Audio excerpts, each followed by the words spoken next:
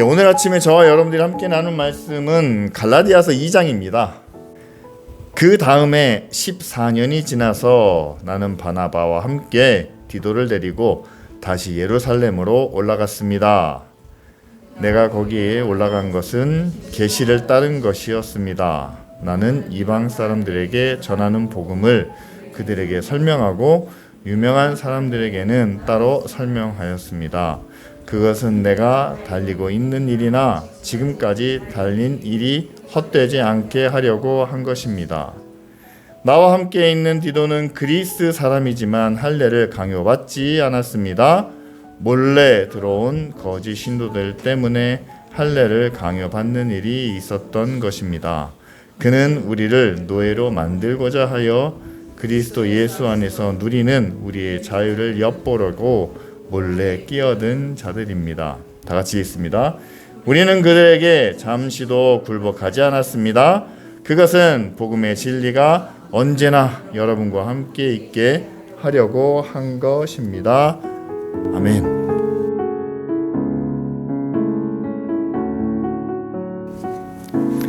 갈라디아서에서 오늘 말씀에는 하나님이 주시는 계시, 이 계시가 굉장한 중요한 의미가 있는 것으로 설명합니다. 여러분 지난주 말씀 기억하시죠? 1장에 바울이 큰 결단을 내리면서 선언한 이야기가 있습니다. 10절 말씀이죠. 내가 지금 사람의 마음을 기쁘게 하려고 하고 있는 것 같습니까? 아닙니다. 나는 하나님의 마음을 기쁘게 해드리려고 지금 애쓰며 노력하고 있습니다. 사람의 마음에 환심을 사서 그들을 교회로 인도하거나 그들을 믿음에 이르도록 하는 게 아닙니다. 만약 그렇다면 그것은 그리스도의 조응이 아닙니다. 나는 사람들을 구원하는 것, 사람들을 믿게 하는 것도 사람의 마음이 아닌 하나님의 마음을 기쁘시게 하려는 그 목적으로 복음을 전하고 교회를 세우고 성도들을 섬겼다. 바울은 그렇게 이야기하죠. 사람을 기쁘게 하는 것이 아니라 하나님을 기쁘시게 한다. 여러분, 기쁜 우리 교회가 세운 목적과 동일하지 않습니까? 저희 교회 이름이 기쁜 우리 교회입니다. 우리는 하나님을 먼저 기뻐합니다. 그리고 하나님이 기뻐하시는 그런 교회가 되기를 원합니다. 어떻게 해야 저와 여러분들을 보고 하나님이 기뻐하실까요?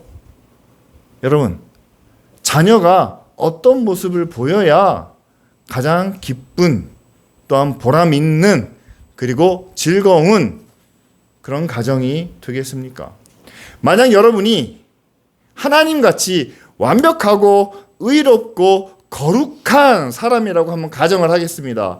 여기 앉아있는 부모님 중에서, 어른 중에서 완벽한 사람은 아무도 없지만 완전히 의롭지도 않고 완전히 거룩하지도 않고 전지전능하지도 않지만 한번 가정을 해보겠습니다. 우리가 그런 사람입니다. 그런 부모입니다. 그러면 자녀들이 어떻게 해주기를 부모가 가장 바라고 가장 기뻐할까요? 자, 우리가 완전하다면 우리 자녀들이 어떻게 되길 원합니까? 날 닮기를 원하죠. 날 닮아야 되지 않겠습니까? 그래야 기쁘지 않겠습니까? 그래야 행복하지 않겠습니까? 반대로 내가 부족한 것은 닮지 않기를 원하겠죠. 근데 하나님은 완전하신 분입니다. 그러니까 하나님이 우리 어떤 모습을 보고 기뻐하실까? 교회 와가지고 열심히 예배하는 것, 기도 열심히 하는 것, 말씀 열심히 보는 것, 봉사하고 헌신하고 능력을 나타내는 것, 이거 다 하나님이 기뻐하시는 일 중에 하나입니다. 근데 그 모든 것을 모아서 하나님이 정말 기뻐하신 건 뭐예요? 우리를 통해서 하나님의 모습이 나타날 때. 막 일할 때뿐만 아니라, 여러분 제가 일주일 동안 막 캠프해가지고 땀 흘리면서 봉사할 때뿐만 아니라 지금 이 자리에 모여서 여러분들과 함께 말씀을 나눌 때도 우리 안에 하나님의 모습이 나타나야. 하나님의 모습이라는 게 그거죠. 하나님의 성품, 하나님의 인격, 거룩하시고 의로우신 모습이 우리 가운데 나타나야, 여러분 그래야 하나님이 정말 기뻐하시지 않겠습니까? 바울은 그런 얘기를 하고 있습니다. 하나님을 기쁘시게 하기 위해서, 자기도 그렇게 사역을 하지만 교회도 하나님을 기쁘시게 해야 된다. 교회 안에 유대인이 있고 이방인이 있습니다. 서로 섞이기가 쉽지 않아요. 그건 어디나 마찬가지입니다. 우리 교회 안에도 나이 드신 분과 나이 젊은 층이 섞이기 쉽지 않습니다. 다릅니다. 새로 누군가가 우리 교회에 오면 우리랑 너무 다릅니다. 달라서 견디기가 힘듭니다. 그래서 떠납니다. 그런데 그렇게 다른 모습이라 할지라도 그렇게 다른 교회를 어떻게 해서든지 맞춰가기 위해서 바울이 여러분 갈라디아서 1장에 뭘 얘기합니까? 나는 유대인이고 하나님에 대하여 누구보다도 열심을 가진 사람이지만 그러나 그 열심을 통해서 내가 어떻게 했다는 거예요? 나는 교회를 핍박하고 예수 믿는 사람을 잡아가두고 심지어는 여러분 스데반의 순교의 책임이 누구에게 있습니까? 바울은 나에게 있습니다. 나는 그런 죄인입니다. 그런데 그런 나를 하나님이 받아주시고 용서해 주시고 복음을 전하게 하셨다. 여러분 바울이 왜 이런 이야기를 했다고요? 이런 나보다 아직 하나님을 모르는 율법을 모르는 할례를 받지 않은 저들이 하나님 앞에서는 나보다 더 낫지 않겠습니까? 라고 설득하고 있다라는 사실이죠. 유대인들에게 할례 받지 못한 백성은 예전에 구약에서는요 개처럼 여겼습니다. 그러니까 상종을 안 했다는 거죠. 근데 바울이 뭐라고 얘기합니까? 나는 그보다 더한 사람 아니었습니까? 여러분? 난 여러분들을 잡아 가두려고 하지 않았습니까? 그런데 내가 유대인이라고 바리새인이라고 나를 인정해 주는 여러분, 이방인들이 나보다 낫습니다. 따라서 여러분 두 갈래로 나뉘어진 이 교회를 하나 되게 하기 위해서 바울은 유대 전통을 따르는 예루살렘 교회를 대놓고 비판하지 않았습니다.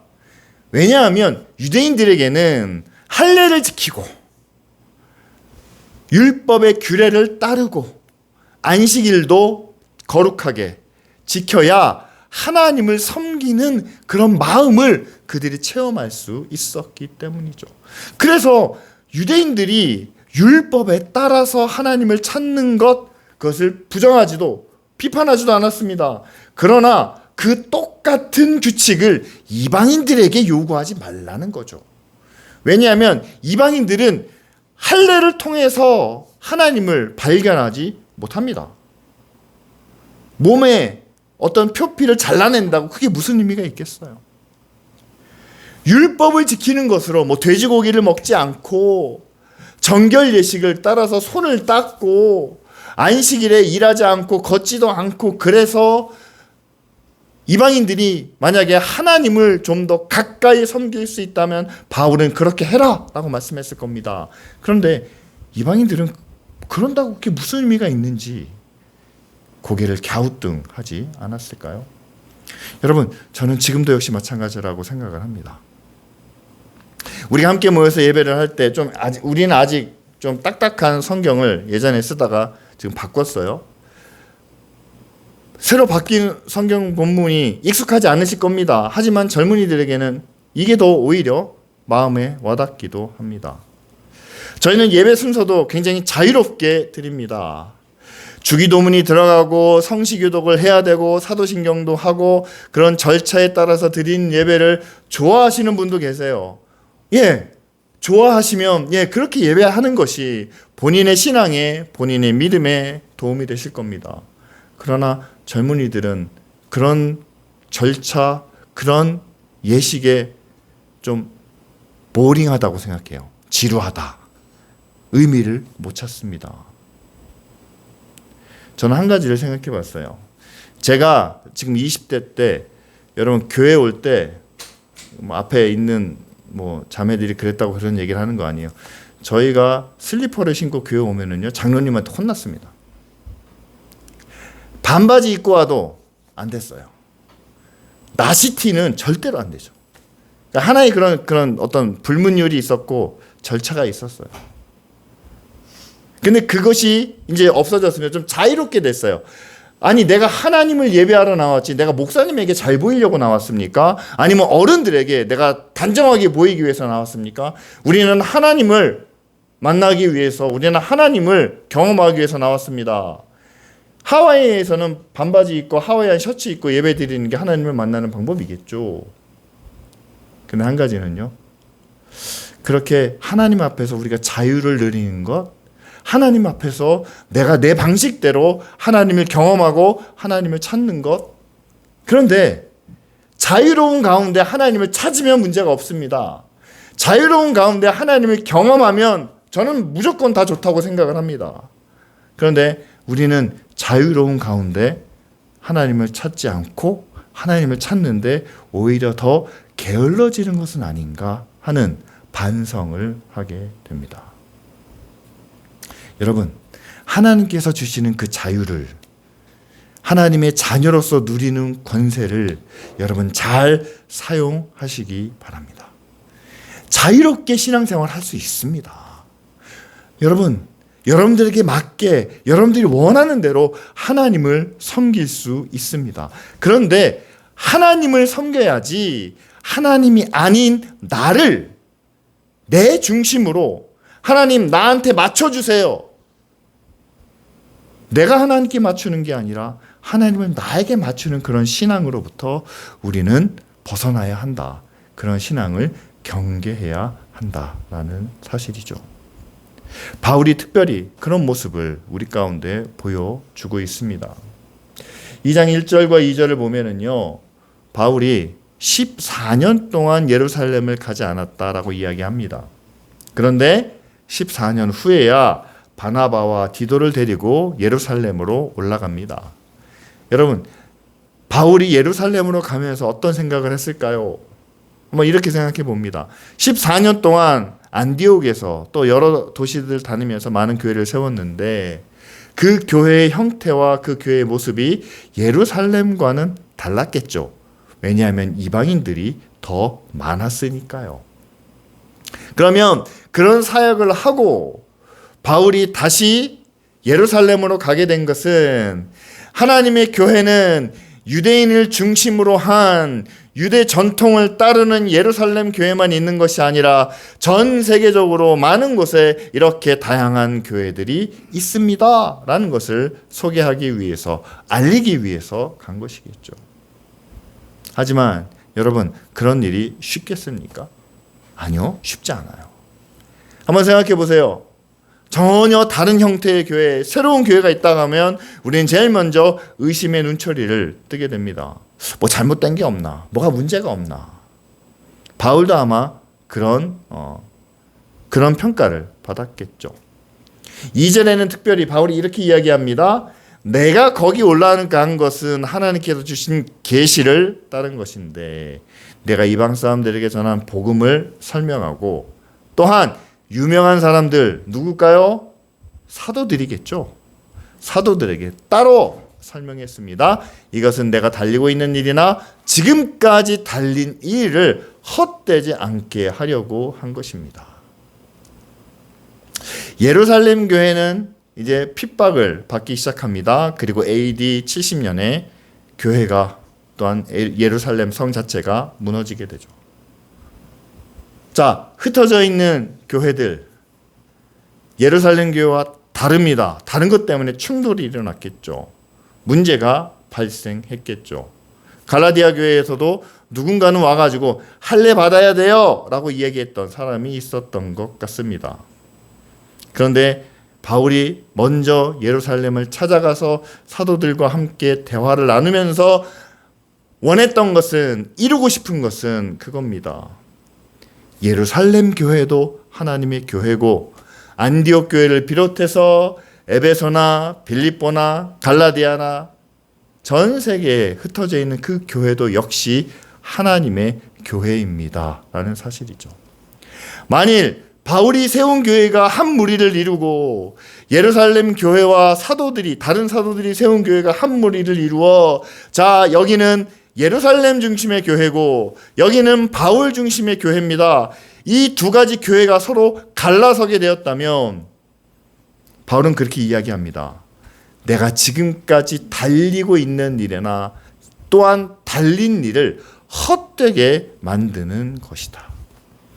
여러분, 하나님이 한 분이시고 예수 그리스도의 십자가도 하나고 성령도 한 분이신데 왜 교회가 이렇게 나뉘어 있을까요? 다른 모습 때문에, 다른 전통 때문에, 그들이 하나님을 섬기는 그런 예배의 형식과 절차가 다르기 때문에 교회가 나누어진다면 그것은 하나님이 기뻐하시는 일이 아니다라는 사실이죠. 여기서 바울은 이것을 자기 뜻대로 한 것이 아니라 계시를 받아서 한 일이다라고 이야기합니다. 하나님의 계시가 바울에게 임했을 때 어떤 계시였습니까? 예루살렘으로 올라가라. 그리고 지금까지 한 모든 일을 헛되게 만들지 말아라. 교회를 하나 되게 하라. 라는 말씀이겠죠. 정말 이게 참 하나님의 계시가 아니겠습니까? 여러분, 우리는 하나님의 계시를 찾습니다. 하나님 우리에게도 말씀해 주십시오. 하나님의 계시를 우리 가운데 허락해 주십시오. 근데 우리는 주로 언제 하나님의 계시를 찾습니까? 미래가 궁금할 때 하나님의 계시를 찾는다는 거예요. 그렇지 않습니까? 내년에 무슨 일이 생길지, 아니면 후년에 우리 가정에 어떤 일이 있을지, 사람이 태어나는 것과 사람이 죽는 것은 다 하나님의 뜻인데 이것은 하나님께서 알려주시 않으셨다라고 말씀하시잖아요. 그런데 우리는 그것을 알고 싶어합니다. 언제쯤 그 일이 일어날지, 우리에게 중요한 일, 우리에게 꼭 나타나야 하는 일, 그런 것이 언제 일어나고 어떻게 일어나고, 우리는 그럼 어떻게 해야 세상의 어려운 일을, 시험을, 고난을, 아픔을 피할 수 있을까? 그런 마음으로 하나님의 계시를 찾는다라는 사실이죠. 기도원에 가실 때 여러분 어떤 마음으로 가십니까? 열심히 기도하시는 분한테 기도 제목을 낼 때 여러분 어떤 마음으로 내십니까? 어떤 계시를 듣고 싶으십니까? 나에 관한 계시를 듣고 싶은 거죠. 근데 바울은 오늘 이야기합니다. 하나님이 나에게 주신 계시를 따라 예루살렘으로 올라갔다. 예루살렘으로 가는 것이 바울에게 도움이 되는 일일까요? 바울에게 편안한 일일까요? 아니면 바울이 거기서 인정받는 그런 과정일까요? 아니요, 저는 아니라고 생각합니다. 여러분, 사도행전 마지막 부분에 바울이 예루살렘으로 갔을 때 얼마나 많은 고난과 핍박을 경험했습니까? 그런데 오늘 말씀에 나타난 이때 바울이 예루살렘 갔을 때 아무 일이 없었을까요? 아니요, 저는 그렇지 않다고 생각을 합니다. 하나님의 계시는 여러분, 우리가 알지 못하는 것을 우리에게 알려주시는 그런 의미만 있는 것이 아닙니다. 하나님은 하나님의 자녀들을 향해서 우리가 모르는 하나님에 대하여, 여러분, 계시가요 미래 일을 알게 해주시는 것이 아니라 참 계시의 의미는 우리가 모르는 하나님에 대하여 하나님의 뜻, 하나님의 성품, 하나님의 계획에 대하여 우리에게 조금씩 깨닫게 하시고 알려주시는 것이 계시라는 거죠. 따라서 계시의 중심은 내가 아닙니다. 계시는 하나님에 대한 것입니다. 하나님에 대한 것이 여러분 이 땅에만 속하겠습니까? 우리가 언제쯤 성공할까요? 이 교회가 언제쯤 부흥할까요? 아니면 이 교회가 이 양재동 지역에서 가장 능력 있는 은혜로운 교회가 될까요? 여러분, 하나님 편에서는 그런 것들이 별로 중요하지 않다라는 거예요. 저는 오히려 이렇게 생각합니다. 하나님은 이 교회를 통해서 무슨 일을 하기 원하십니까? 이 교회 함께 모인 성도들 각 가정마다 어려움이 있고 고난이 있고 시련이 있습니다. 이것들을 통해서 하나님은 어떤 하나님의 뜻을, 하나님의 계획을, 하나님의 은혜와 능력을 나타내기 원하십니까? 여러분, 그것을 우리가 궁금해야 하지 않을까요? 여러분, 잘 되면 그게 하나님의 능력이라고 생각하십니까? 제가 여러 번 말씀드렸지만 그건 아닙니다. 문제가 해결되면 그것이 하나님의 뜻입니까? 그렇지 않는 경우도 많습니다. 우리가 잘 되기를 바라고 우리가 원하는 것들이 있다면 그것은 하나님 앞에 구해야 하는 부분이죠. 그거는 구하는 일입니다. 간절히 구해야 합니다. 그런데 계시는 구하는 것이 언제 이루어지느냐에 대한 계시가 아니라 하나님 우리가 이렇게 구했는데 하나님 그것이 우리에게 응답이 되면 그것을 통해서 하나님은 무슨 일을 이루시려고 합니까? 만약에 구했는데 이루어지지 않았다. 저는 그것도 하나님의 계시라고 믿습니다. 아, 하나님은 그게 나에게 필요 없다라고 말씀하시는구나. 그런데 응답이 됐어요. 받았어요. 성공을 했습니다. 부자가 됐습니다. 능력을 얻었습니다. 그럼 그때부터 하나님의 계시를 찾아야죠. 내가 어떻게 하기를 원하십니까? 성공한 사업가로 어떻게 살기를 원하십니까? 질병으로부터 회복돼서 건강한 몸을 가지고 하나님, 내가 무엇을 하기를 원하십니까? 가정에 여러 가지 어려운 문제가 있었는데 그것을 다 하나님께서 해결해 주셨습니다. 하나님, 이제 우리 가정을 통해서 하나님은 무엇을 원하십니까? 그것이 바로 우리가 구하고 우리가 찾아야 할 계시라는 사실이죠. 저는 기쁜 우리 교회를 향한 하나님의 계시를 늘 찾습니다. 하나님 이 교회를 통해서 무슨 일을 하려고 하십니까? 가정 하나하나마다 자녀들 한 명 한 명마다 하나님 이들을 향하여 하나님 어떤 뜻을 가지고 계시고 이들이 어떤 하나님의 자녀로 살기를 원하십니까? 부모님이 찾고 구해야 할 계시의 모습이 아니겠습니까? 특별히 바울은 할례받지 않은 디도를 데리고 예루살렘으로 향했습니다. 당연히 할례 때문에 문제가 될 것을 알고도 할례받지 않은 디도를 예루살렘으로 데리고 가므로 더 이상 이방인들에게 할례를 요구하지 말아라 라는 메시지를 전하기 위한 거죠. 4절 말씀에 보면 할례를 강요하는 것은 몰래 들어온 거짓 신도들이다 라고 이렇게 이야기합니다. 거짓 메시지라는 사실이죠. 사실 이방인들에게 할례를 요구하는 것 뭐 그냥 받으면 되잖아요. 뭐 보건상으로 위상상으로 그게 더 낫다고도 하니까요. 그렇게 치부할 수 있지만 그러나 여러분 의미 없이 행하는 것, 뜻도 모르고 그냥 묵묵히 가만히 있는 것, 그것이 과연 우리의 구원에 또한 우리의 믿음에 도움이 되겠습니까? 여러분 지금의 교회도 이런 종교적인 예식이 참 많습니다. 새벽 기도에 우리가 함께 모입니다. 새벽에 기도하기 위해서 나오는 거예요. 주일 예배가 있고 주일을 우리가 거룩하게 지켜야 되고 또한 이 예배 시간에 우리가 함께 하나님을 찬양하며 기도하며 또한 이때 우리가 함께 보이지 않게 지키는 그런 여러 가지 종교적인 예식이 있습니다. 저는 그런 것들이 여러분들에게 내가 구원받았구나, 내가 하나님의 자녀가 되었구나 라는 것을 알게 모르게 경험하게 하는 저는 그런 도움을 줄 수 있는 그런 부분이 있다라고 저는 생각을 합니다. 그런데 그것은 유대인에게는 그렇다는 거예요. 유대인에게는 평소에 역사적으로 그것을 늘 지니고 왔던 사람은 그렇습니다. 그러나 그렇지 않은 사람들에게는 그것은 종교적인 굴레를 멍에를 씌우는 일이고 예수 그리스도 안에서 우리에게 주신 자유를 억압하는 일이다 라고 이렇게 이야기하죠. 제가 오늘은 설교를 빨리 끝내려고 그래요. 왜냐하면 제가 설교가 길어지면 젊은 사람들이 이것도 하나의 자유를 억압하는 것이다 라고 생각할 수 있기 때문이죠. 왜 그러냐면요, 여러분 우리가 가지고 있는 믿음과 이 젊은 세대가 갖고 있는 믿음이 달라요. 제가 이번에 그 캠프를 보면서, 캠프가 사실 미국에서 만든 프로그램인데 아이들이 좋아하는 거예요. 저는 그렇게 아이들이 좋아하는 건 처음 봤어요.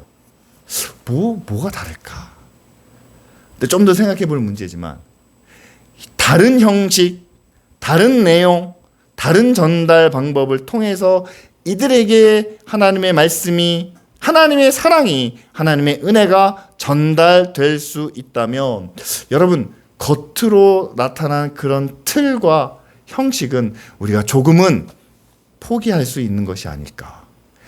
이방인들에게 할례를 요구하지 않은 것처럼 저는 우리 젊은이들에게도 이들이 하나님을 만나기 원합니다.